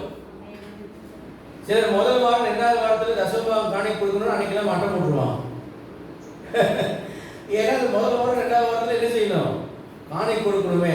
அந்த 2 வாரம் கழிச்சு வந்தால் பாசிட்டிவும் நம்ம பேசினாலும் ஒன்றும் பிரச்சனை இல்லை. ஏன்னா அது ஏதாவது கடனுக்கு கொடுக்கலாம், ஏதாவது ஒரு தவணைகளுக்கு கட்டி விடலாம், ஏதோ ஒரு தேவைக்கு பயன்படுத்தி விடலாம், ஒரு எண்ணம் மட்டும். நான் சொல்றேன், அப்படிதான் நீ கட்டாயமா காணிக்கை கொடுக்க வேண்டாம், தசமபாகம் கொடுக்க வேண்டாம். தேவன் என்னை ஏற்றுக்கொண்டதின் அடையாளம். தேவனால் ஏற்றுக்கொள்ளப்பட்டவன் தேவனுக்கு காணிக்கை கொடுத்தால் போதும். தேவனால் ஏற்றுக்கொள்ளப்படாதவங்க தேவனுக்கு காணிக்கை வாங்க வேண்டிய அவசியம் இல்லை. ஏன்னா அவன் கொடுத்த ஆண்டவருக்கு கொடுக்க வேண்டிய அவசியம் இல்லை. தேவனால் ஏற்றுக்கொள்ளப்படாதவன் கொடுக்கிற காணிக்கை ஏற்றுக்கொண்டு நான் வாழணும்னு அவசியம் இல்லை. அப்பத்தினால் மாத்திரமல்ல, அவருடைய வாயிலிருந்து குறிப்பிட்ட வார்த்தையினால் தேவன் விளைக்க வைக்க வளர்கிறார். அப்ப கர்த்தருக்கு காணிக்கை கொடுக்கும் போது ஒரு வஞ்சிக்கிற எண்ணம் இல்லாமல் அனனியா சப்திரா ஒரு பங்கை வஞ்சித்தார்கள். உண்மையான சம்பளம் வேற. நீங்க எத்தனை பேர் ஏமாத்துறாங்கன்னு ஆவேன்னு எனக்கு சொல்லுவார். உண்மையான சம்பளம் வேற, ஆனா பொய்யா தசமபாகம் கொடுத்துட்டு இருக்கிறாங்கன்னு சிலரெல்லாம் ஆண்டு சொல்லியிருக்கிறார். ஏன்னா அதை பத்தி பேச நான் விரும்புறது இல்லை. ஏன்னா உண்மையற்றவங்கிட்ட போய் நம்ம பேசுறதுல போய் என்ன அர்த்தம் இருக்கு? அது பேச வேண்டிய அவசியம் இல்லை. கர்த்தருக்கு முன்பாக உண்மையா இருக்கிறவங்கிட்ட நம்ம பேசணும். உண்மையற்றவர்களாய் போகட்டும். மோசையை போல தேவனுடைய வீட்டிலேயும் உண்மையுள்ளவர்களும் இருக்கிறார்கள், உண்மையற்றவர்களும் இருக்கிறார்கள். உன்னுடைய வருமானத்துக்கு ஏற்ற உண்மையான தசமபாகத்தை நீ தேவனுக்கு கொடுக்க உனக்கு மனசுல அதுல ஒரு 10 ரூபா குறைச்சலே ஆனாலும் உன்னுடைய தசமபாகத்தை கொடுக்காது. உன் தசமபாகம் அங்கீகரிக்கப்படாது. ஏனென்றால் நீ அதை வஞ்சிக்கிறாய். அதை கொடுக்கும் போதே ஒரு வெசனம் வருகிறது. அது எடுக்கும் போதே அடுத்த வாரம் கொடுப்போமா, ஒரு ரொட்டேஷன் விட்டுட்டு கொடுப்போமா, மளிகை செலவு வாங்கிட்டு அப்புறமா கொடுப்போமா, இப்படிலாம் எண்ணோட்டம் உனக்கு வந்துச்சுன்னா உன் காணிக்கை தேவன் விரும்பவில்லை என்று அர்த்தம். உண்மையான வருமானத்தின்படி உண்மையாக தசமபாகம் கொடுக்கும். நம்ம கிருபாகரனுடைய அப்பாவை பார்த்துக்கிறேன். அவர் உண்மையா இருப்பவர். தசமபாகம் சரியா அந்த 1ஆம் தேதி 31ஆம் தேதி ஏதாவது ஒரு வாரம் தான் இந்த ஃபர்ஸ்ட் வீக் கொடுப்பார். மேக்சிமம் ஒரு 31, 1 அந்த தேதியில கரெக்டா கொடுத்துருவார். சரியான அளவில் கொடுப்பார். அவர் தசமபாகத்தை பழைய சர்ச்சில் இருக்கும்போது பிரசங்கத்தை கேட்டு 100 ரூபாய் கொடுத்தவர், அந்த 100 ரூபாய் ஆரம்பித்தவர் கடைசியில் பல ஆயிரம் கொடுத்தார். எதுக்கு சொல்றேன்னா, உண்மை உள்ளவனை கர்த்தர் பரிபூர்ண ஆசீர்வாதங்களுக்கு அதிபதியாக மாற்றுகிறார். கொஞ்சத்துல உண்மையுள்ளவனை தேவன் அநேகத்துக்கு அதிகாரியாகுது. எனக்கு தெரியும், வீட்டில் எத்தனையோ செலவுகள் பண்றதுக்கும் எத்தனையோ பொருட்கள் வாங்குறதுக்கெல்லாம் காசு இருக்கு. தசமபாகத்தை மட்டும் ஒரு குறிப்பிட்ட லிமிட்டே வச்சுட்டு நீ தசமபாகம் கொடுக்குறேங்கிறது எனக்கு தெரியும். ஆனால் ஆண்டவரை ஏமாத்த நினைக்கிற உன்னுடைய தசமபாகத்தை வாங்க எனக்கு பிரியம் இல்லை. எனக்கு தெரியும், ஹவுஸ் விசிட்டிங் போனா தசமபாகம் கொடுப்பாங்கன்னு தெரியும். நான் போக மாட்டேன். ஏன்னா உண்மையற்றவருடைய தசமபாகத்தை வாங்குறதுல தேவனுக்கு பிரியம் இல்லை. அப்படிப்பட்ட பணத்தினால் நான் வாழ வேண்டிய அவசியம் இல்லை. யாருடைய காணிக்கை அங்கீகரிக்கிறார்? காயினுடைய காணிக்கையினால ஊழியக்காரனை போஷிக்க விரும்புகிற தேவன் அல்ல. அவர் ஆபேலின் காணிக்கையினால அவர் தம்முடைய ஊழியர்களுக்கு பயன்படுத்த விரும்புகிற தேவன். அல்லேலூயா. மக்களுடைய சபை கொடிய தரித்திரமுடையவர்களால் சோதிக்கப்பட்டாலும் அவர்கள் மிகுந்த உதாரத்துவமாய் கொடுத்தார்களா? அதுக்கு காரணம் என்ன? முதல்ல தங்களை தேவனுக்கும் அப்போஸ்தலருக்கும் ஒப்பு கொடுத்திருந்தார். அருமையான தேவனுடைய பிள்ளை, தசமபாகத்தினால் நீங்க உனக்கு கொடுக்க விருப்பம் உனக்கு கொடுக்க சொல்லி கர்த்தர் கட்டாயம் பண்ணல. விருப்பமில்லாம கொடுக்காது. அனனியா சப்பிரா கூட வஞ்சிக்கிறாரு. தசமபாகம் காணிக்கை நீ உண்மை இல்லாவிட்டால் உன்னுடைய தசமபாகம் காணிக்கை பிரதிபலன் உனக்கு கிடைக்கவே கிடைக்காது. அதுதான் உண்மை. நிறைய பேரிடத்துல அது உண்மை இல்லை. எங்க அம்மாவுக்கு வருமானம் இல்லாதது இன்னைக்கும் தசமபாகம் கொடுக்குறாங்க. நான் கேட்டேன், வருமானமே தம்பி சொல்றேன், வருமானமே இல்லாம அம்மா இருந்து தசமபாகம் 15,000 ரூபாய் கொடுக்குறாங்க. 15,000 ரூபாய் தசமபாகம் வந்ததுன்னா எவ்வளவு வருமானம் இருக்குன்னு அர்த்தம்? 1,50,000 இல்லையா? நான் கேட்டேன், 30,000 45,000 ரூபாய் வாடகை வருது, இதுதான் கிடைக்குது, எதுக்காக நீங்க போய் 15,000 வரணும்? அம்மா சொல்றாங்க, விதைக்கணும்டா, அப்பதான் கர்த்தர் விளைய செய்யும். உண்மையா நான் பார்க்கிறேன். எத்தனையோ இடங்களிலிருந்து கர்த்தர் அற்புதமாக என் தாயாருக்கு நிறைய காரியங்களை கர்த்தர் செய்கிறதை என் கண்களில் நான் அருமையான தேவனுடைய உன்னை யாரும் கட்டாயப்படுத்த கிறிஸ்துவ வாழ்க்கையில் ஆண்டவர் யாரையும் பலவந்தப்படுத்துவதில்லை, யாரையும் மிரட்டுவதில்லை, யாரையும் சபிப்பதில்லை. கிருபையின் காலம். உன்னை கசக்கி பிடிச்செல்லாம் ஆண்டவர் வாங்குறதில்லை. உங்க தசமபாகத்தில் நான் வாழ வேண்டிய ஒரு ஊழிய வாழ்க்கையா இருந்தாலும் ஒரு முறைகேடான தசமபாகத்தில் முறைகேடான ஒரு உற்சாகம் இல்லாமல் தேவனுக்கு பிரியமில்லாத ஒரு தசமபாகத்தில் நான் வாழ வேண்டிய அவசியம் இல்லை. என்னை போஷிக்க கர்த்தர் வல்லவரார். உனக்குள்ள உண்மையான உற்சாகமும் உண்மையும் இருந்தால் உண்மையோடும் உற்சாகத்தோடும் நீ கொடுப்பாயானால் மட்டும் நீ காணிக்கை கொண்டு வா. இதெல்லாம் உன் தசமபாகத்தை காணிக்கை நீ கொண்டு வராது. அப்படிப்பட்ட காணிக்கையும் தசமபாகத்தையும் தேவன் விரும்புவதில்லை. ஆண்டு சொல்றார், நீ செலுத்தும் காணிக்கைகள் எல்லாம் அவர் நினைத்து நினைவு கூறுதலான காணிக்கை நினைத்து உமது சர்வாங்க தகனபடியை பிரியமா ஏற்றுக்கொள்வாராக. அதனால என்ன நடக்கும்? அவர் ஒரு மன விருப்பத்தின்படி உனக்கு தந்தார். உன் காணிக்கையை கர்த்தர் ஏற்றுக்கொண்டால் உன் மன விருப்பங்களை கர்த்தர் நிறைவேற்றி உங்க ஆலோசனை நீ செய்யற பிளான் எல்லாம் ஆண்டவர் சக்சஸ் பண்ணுவார். ஹல்லேலூயா. என்னை பார்த்து ஆண்டவர் சொன்னார், சர்ச்சு கட்ட பணம் வேணும்னு. அப்போ ஒவ்வொரு விசுவாசிக்கும் ஒரு அமௌண்ட் போடலாம் அப்படின்னு. ஆண்டவர் சொன்னார், போடாதுன்னு. அப்ப என்ன செய்யணும் ஆண்டவரை? நீ கட்டு. எங்க ஆண்டவரை போவேன்? உனக்கு உற்சாகம் இருந்தா நீ கட்டுவேன். அதே போலத்தான் எல்லா இடத்திலும் வசூலானது 80,000 ரூபாய் மட்டும்தான். தெரியுமா? கணக்கு வச்சிருக்கு. 80,000 இந்த சர்ச்சை கட்டுறது எல்லாத்துக்கிட்டையும் வசூலான காசு. ஆனா எவ்வளவு ரூபாய் செலவாச்சு தெரியுமா? 30 லட்சம் ரூபாய்க்கு மேல செலவாச்சு. அப்போ அது 30 லட்சம் ரூபாய் காசு எங்களுக்கு கிடையாது. இதற்காக இடம், காரு, டெபாசிட் பணம், பிள்ளைகள் இருந்த பணம், நகை, இவை எல்லாம் எனக்கு எங்கள் தம்பி கொடுத்த காணிக்கு நகை, எங்கள் அம்மா கொடுத்த நகை, எல்லாம் விற்று எல்ஐசியில் லோன் எல்லாம் போட்டு, பர்சனல் லோன் போட்டு, ஹோம் லோனில் போட்டு, ஹோம் லோன்லேருந்து எடுத்து இவை எல்லாம் போட்டு தான் அவ்வளோ காசு. கர்த்தர் சொன்ன மாதிரியே என்னை கொண்டே கர்த்தர் கட்டினார். எதுக்கு போய் ஜனங்கிட்ட கேட்குற? நான் தருவேன், நீ கட்டுனார். நான் யார்கிட்டையும் என்னை பார்த்து ஒரு போதகர் சொன்னார், எல்லாமே நீங்களே செஞ்சு பழக்கினீங்கன்னா ரொம்ப ஊழியத்தில் கஷ்டம் பிற்காலத்தில். ஆனால் நான் கர்த்தரை என்னை இப்படி தான் நடத்துகிறேன். நான் என்ன செய்ய? நான் வந்து அதை பற்றி சொல்லலை. கர்த்தருடைய ஆலோசனை பெருசா, அவருடைய ஆலோசனை பெருசா? எனக்கு கர்த்தருடைய ஆலோசனை பெருசு. நான் கர்த்தருக்கு கீழ்ப்படுந்தேன். இன்னைக்கும் கர்த்தர் என் கருத்தை ஆள விடாமல் நான் தைரியத்தோடும் கம்பீரத்தோடும் தேவ சமூகத்தில் இருந்து பிரசங்கிக்க கர்த்தர் எனக்கு உதவி செய்கிறார். என் மன விருப்பத்தின்படி தந்தலினார், என் ஆலோசனை நிறைவேற்றினார். அப்போ கர்த்தர் சொன்னாரு, தாவீது சொன்னார், எனக்குன்னு நீ கட்டினாலும் நான் உனக்கு என்ன கட்டி கொடுப்பேன். பழைய வீடே அழகா இருந்துச்சு. நான் சொன்னேன், இதுக்குமே எங்கே காட்டணும்? ஆண்டு ஒன்றுமே சொல்ல. எங்கள் மாமியார் சொன்னாங்க, நான் உன்னோட கூட வந்து தங்கிக்கணும், அதனால எனக்கு ஒரு ரூம் போட்டு கொடுன்னு என் மனைவி கிட்ட சொல்ல, என் மனைவி என்கிட்ட ஒரு விண்ணப்பத்தை வைத்தார், ஒரு ரூம் போட்டு கொடுங்க எங்கள் அம்மாவுக்காக. யாராருக்கோ சரி எங்கள் அம்மாவுக்கு ஒரு ரூம் போடுங்க, அவங்க வந்து இதுக்கு விரும்புகிறாங்க. அப்போ நான் சொன்னேன், சரி ஒரு ரூம் போடலான்னு 10 நாள் போட்டு ரூம் போட்டேன். அப்போ அந்த ரூம் வெளிப்புறமாக தனியாக இருக்கிறதுனால சரி அதோட அட்டாச் பண்ணி ஹால் போட்டு மெயின் வாசலோடு சேர்த்துலான்னு மெயின் வாசலோடு போட்டேன். உடனே 10 நாள் சொன்னேன், சார் அப்படியே மேலே வந்து ஏற்றிங்கன்னா ஒரே யூனிக்காக இருக்கும் அப்படின்னா. நான் யோசிச்சுக்கிறதுக்குள்ள அவங்க பாட்டு பில்லர் போட்டு அவன் காங்கிரீட் போட்டான். இங்கேயே வெளியே போயிட்டு வரேன், பில்லர் போட்டு ஒன்றும் சொல்ல முடியல. அப்போ சொன்னா, சார் சும்மா இந்த புல்லை வளர்த்து என்ன சார் செய்ய போறீங்க? முன்னாடி 2 பில்லரை போட்டு ஏற்றி விடுங்க சார், பிள்ளைங்க இவ்வளோ இருக்கு, மேலே ஹால் இதெல்லாம் பெருசாக போடலாம் அப்படின்னா மெஸ்மரைசம் பண்ண மாதிரி ஆகிப்போச்சு என் மண்டையில். ஒன்றுமே யோசனை. நானும் ஊன்ட்டேன். அவன் சொன்னதான் மக்கள் அவன் கடப்படன்னு எல்லாம் தோண்டி இதெல்லாம் பறிச்சு எரிஞ்சு அவன் பிள்ளரை போட்டான். 2 நாளில் பிள்ளர் ரத்தா பிடிச்சி, ஒரு நாள் அவ்வளோ பெரிய பிள்ளர்லாம் போடக்கூடாது, இடிச்சு விழுந்துடும். அவன் பாட்டுக்கு 12 அடி பில்லர் போட்டு விட்டான். தரையிலிருந்து 12 அடினா எல்லாம் திட்டுறாங்க, ஏய் இப்படி பில்லர் போடக்கூடாது, 5 அடிக்கு மேலே போடக்கூடாது, 4 அடிக்கு மேலே போடக்கூடாது, 3 அடிக்கு மேலே போட, என்ன இப்படி போடுற? அவன் சொல்ல, எனக்கு எக்ஸ்பீரியன்ஸ் இருக்குது சார், நீங்கள் ஒன்றும் கவலைப்படாது. நடந்தது என்ன? ஒரு வாரத்தில் பிள்ளரை ஏற்றிட்டு செல்வி கிடைக்க ஆரம்பிச்சேன். நான் கண்ணை மூடி திறக்கிறதுக்குள்ள வீடு பெரிய வீடாகிடுச்சு. இன்னைக்கு 3500 சதுரடியில் வீடு. எனக்கு அவ்வளோ பெரிய வீடே தேவையில்லை. ஆனால் கர்த்தர் எனக்கு பிரசன்ட் பண்ணினார். இந்த ஊரில் வீடு இல்லாமல் நிறைய ரோட்டில் அலைஞ்சிருக்கேன், தங்கியிருக்கு. கல்ராயன் மலையில் அங்கே எங்கள் மாதம் 30 ரூபா வாடகை தரலைங்கிறாரு. அற்புதராஜுங்கிற ஆள் எங்கள் சாமான்களை வெளியே கொண்டு வந்து வச்சுட்டு வீடு போட்டு போய் நாங்கள் குளிச்சுட்டு வரதுக்குள்ள எங்கள் சாமான்கள் ரோட்டில் சூட் கேச்சு 4-5 இங்கே பார்த்தோம். ரோட்டில் கிடக்குது. என்னடா சாமான் ரோட்டில் இருக்குன்னா பூட்டி கிடக்குது.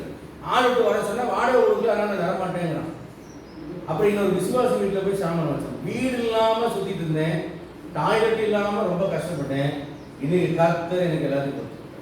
எதுக்கு நான் இதை சொல்ல வரேன்னா, அது விளம்பரப்படுத்துறதுக்காக சொல்ல, நான் விரும்புறதுக்கு முன்னாலேயே தேவனை எல்லாம் செய்யணும். கர்த்தருக்காக உற்சாகமாய் நீ செய்தார், கர்த்தருடைய வாழ்க்கையை கட்டுவிட்டு கர்த்தர் வருகிறார். நான் இந்த ஊருக்கு வரும்போது பெருமையாய் வந்தேன், ரொம்ப சஞ்சலத்தோடு இருந்தேன். என் மனைவி நானும் வந்துட்டு உட்காந்து ஒரு 3 நாள் அழுவோம். ஐயோ அனாதமாக இருக்கிறோமே, யாருமே இல்லையே, நமக்கு ஒரு அன்பு இல்லையே. ஆறுதலுக்காக ஒவ்வொரு விசுவாசி வீடாக போய் உட்காரும். எங்கேயும் ஒரு ஆறுதல் கிடைக்காது, சும்மா ஒரு போலித்தனமான ஒரு ஆறுதல். ஆனால் உண்மையாகவே கர்த்தரே ஆறுதலாக இருந்தது.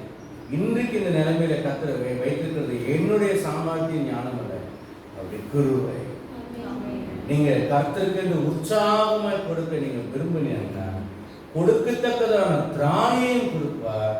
இன்னும் மேல வருவீங்க. இல்லைன்னா ஸ்டக் ஆகி அந்த ஸ்டக்கா ஒரு 10,000 அந்த 10,000க்குள்ளேயே உங்க வண்டி ஓடிட்டு உண்மையாயிருங்கள். காணிக்கைகளையும் தசம பாகங்களையும் உண்மையுள்ளவராயிருங்கள். உண்மையுள்ள கர்த்தர் தற்காத்து இடும்பு செய்கிறவனுக்கு பூர்ணமாய் பதிலளிப்பார். ஆகவே தான் சொல்றது, காணிக்கைகளெல்லாம் அவர் நினைத்து சர்வாங்க தன்னை பிரிமையாக ஏற்றுக்கொள்வாராக.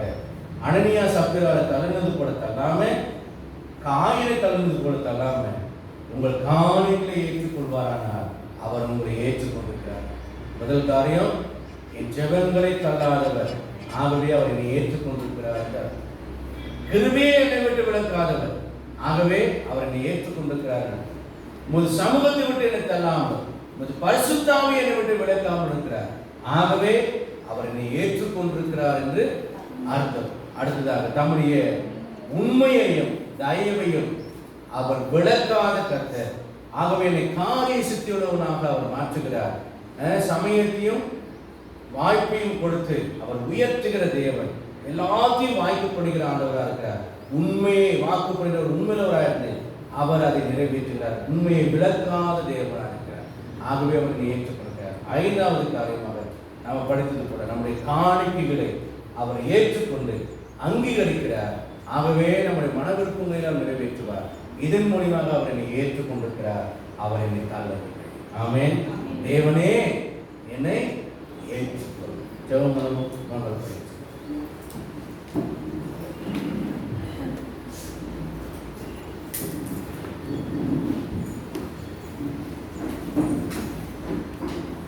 ஆண்டுடைய சமூகத்தில் நான் அர்ப்பணம் செய்வோம். ஆண்டவரே சொல்லுங்க, ஆண்டவரே சொல்லுங்க, உங்களுடைய சமூகத்தில் நீ அர்ப்பணிக்கிறப்பா, உங்களுடைய பாதத்தில் நீ அர்ப்பணிக்கிறப்பா, என்னை ஏற்றுக்கொண்டிருக்கிறேன், அதை விசுவாசிக்கிறேன். ஆண்டவரே, என் ஜெபத்தை ஏற்றுக்கொள்கிறதுனால நீ என்னை தள்ளவில்லை என்பதை அறிந்து கொண்டிருக்கிறேன். உங்களுடைய கிருபையை என்னை விட்டு விளக்காதனால இறக்குமுள்ளவராக இருந்து என்னை மன்னித்து ஏற்றுக்கொண்டிருக்கிறேன் என்பதை நான் அறிந்து கொண்டிருக்கிறேன். ஆண்டவரே, உங்களுடைய சமூகத்தை விட்டு தள்ளாமல், உங்களுடைய பரிசுத்த ஆவியை என்னை விட்டு எடுத்துக்கொள்ளாமல் இருக்கிறதுனால என்னை ஏற்றுக்கொண்டிருக்கிறேன் என்பதை நான் அறிந்து கொண்டிருக்கிறேன்.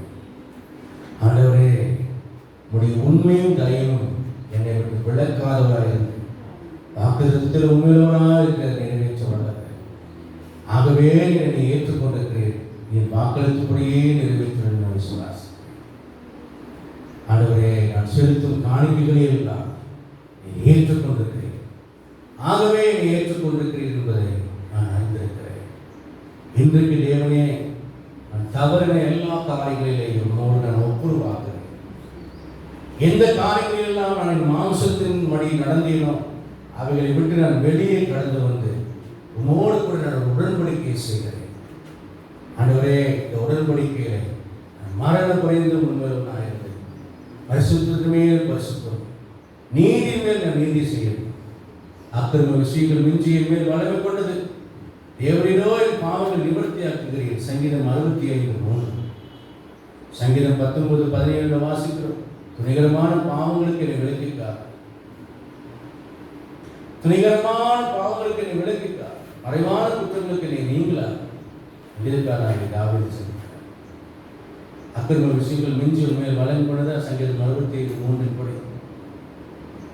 சங்கீதம் 19:17 படியாக நிகரமான பாவங்களும் மறைவான குற்றங்களுக்கும் நீங்களாக்கி வரும்படியாக உடைய வேத வசங்களினால் அவனை காத்து. அவன் தேவனுக்கு வேதம் அவன் எதிர்த்து இருக்கிறது. அவன் நடைகளில் ஒன்று கிறிஸ்துவ.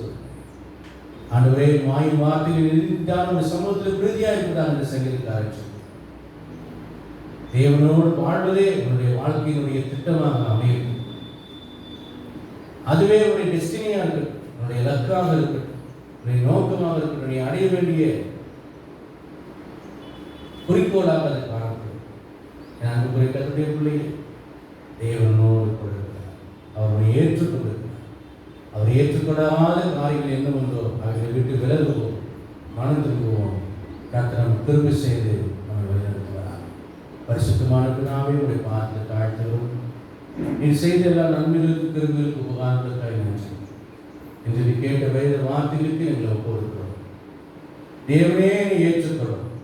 ஆண்டவரே, நாங்கள் தள்ளக்கூடாதபடி நாங்கள் ஏற்றுக்கொண்டோம் பட்டிருக்கிறோம் என்பதை நாங்கள் உறுதிப்படுத்துவதற்காக கர்த்தரோடு பேசின இந்த 5 காரியங்களுக்காக நன்றி. எங்கள் ஜெபத்தை ஏற்றுக்கொண்டவர். ஹல்லேலூயா. ஆண்டவரே, அது மாத்திரமல்ல, கிருபையை எங்களை விட்டு விலக்காதவர், பரிசுத்த ஆவியை எடுத்துக்கொள்ளாமல் சமூகத்தை விட்டு தள்ளாதவர், உண்மையும் தயவையும் விலக்காதவர், காணிக்கைகளெல்லாம் பிரியமாய் ஏற்றுக்கொண்டவர், என்னை ஏற்றுக்கொண்டே என்பதை விளங்கக்கூடியதற்கு அடையாளங்களுக்காக நன்றி. தொடர்ந்து கிருபையிலே உடைய சித்தத்தில் நினைத்துட்டே இருக்கிற உங்களை ஆசீர்வதி, உடைய பிள்ளைகளை ஆசீர்வதி, விளைவுகள் சிறுமைகளுக்கு விளக்கிட்டார், பாவத்தின் மஞ்சளுக்கு விளக்கிட்டார், உலகத்தின் அசுத்தங்களுக்கும் ஆசமாசத்துக்கு விளக்கிட்டார், உலக மாம்சம் பிசாசம் ஏற்படாதபடி காத்துக்கொள்ளும், பிசாசு தன்னுக்கு அவருடைய வஞ்சங்களுக்கு விளக்கிட்டார், விபச்சார வேசித்தனம் அசுத்தம் காமகரவனுக்கு தூசணம் பொறாமை மதிகேடு பிரிவினை கசப்பு வைராக்கியம் விரோதங்கள் கலங்கள் துச்சைகள் அப்படிப்பட்ட மாம்ச கிரியலுக்கு விளக்கிட்டார், மனத்தாழ்மைத்தார் பெருமை மேட்டுமிடிக்கலாம் விளக்கிட்டார், உண்மையுள்ளதாய் வாழ உதவி செய்யும், பொய்யை கலந்து கொண்டு மெய்யை பேச உதவி செய்யும், பொறாமையுள்ளதாயிராமல் ஒருவரோடு நேசிக்க அன்பு செலுத்த ஒரு வார்த்தை ஒரு தாங்க உதவி செய்யும், கிறிஸ்து மன்னித்தது போல ஒருவருக்கு மன்னிக்க ஒப்புரவாக கற்றுக் கொடுக்கும், உங்களுக்கு பிரியமாய் வாழ உதவி செய்யும், ஆவியின் கனிகளோடாக இருந்து மாம்சத்திலும் ஆவிலும் உண்டான எல்லா அசுசியும் நீங்கள் ஆண்டவரே 2 அதிகாரம் 1 சொல்கிறது கூட பரிசுத்தமாக தெய்வமை பூர்ணப்படுத்துகிறது தொடர்ந்து வழிநடத்துங்க, காத்துக்கொள்ளுங்க. ஆண்டவரே, கிருபையுள்ள வசனம் பரிசுத்தாவின் இரவுக்கும் ஒப்புடுங்களை காத்து நடத்துங்க. ஆசைத்து வரைக்கிறது பழுதற்ற கரையற்ற குறையற்ற கண்டிக்கப்படாதவர்களாய் பிழையற்ற பரிசுத்தமான ஒரு கண்ணிகையாய் நல்ல மனவாட்டியாய் ஆயத்தப்படுத்தி நிறுத்துங்க. தாழ்த்துகிறோம், கர்த்தர் சீக்கிரம் வந்து எங்களை ஏற்றுக்கொள்கிறார். நாங்கள் உம்மோடு வாழ்வதே எங்களுடைய திட்டமும் பணியுமா இருக்கிற விஷயம் தொடர்ந்து நடத்தும் உங்களுக்கு மகிமையாக வாழ உதவி செய்யும். ரட்சகராக கிறிஸ்து நாமத்தில் பண்ணுகிறோம், ஜீவன் ஒன்று நடக்கிறார். ஆத்மாவே கர்த்தரை சொல், பரிசுத்த நாமத்தை சொல், ஆத்மாவே கர்த்தரை சொல், கர்த்தர் செய்தார் பாவம். நம்முடைய கர்த்தராகிய கிருபையும் பிதாவாகிய தேவனுடைய பரிசுத்தாவே அனுமதிக்கும் ஆசீர்வாதம் சந்தோஷம் சமாதானம் அமையோருக்கு செலவு என்று மேலும் கற்றுக்கொள்ளும். கர்த்தர் உங்களை ஆசீர்வதிப்பாராக. God bless you. மாரநாதா இயேசு